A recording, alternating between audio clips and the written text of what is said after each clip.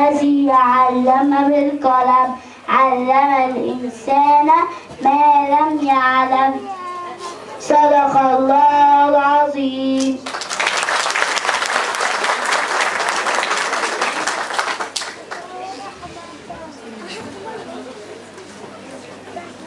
الآن مع الحديث الشريف والطفل محمد النواب.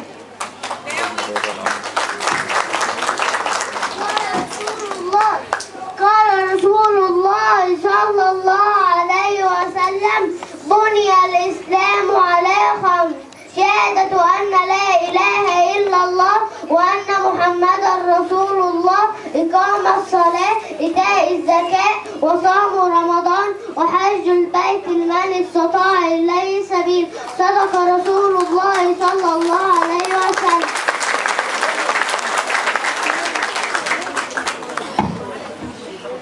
الآن مع السلام الجمهوري نرجو من السادة الحضور الوقوف.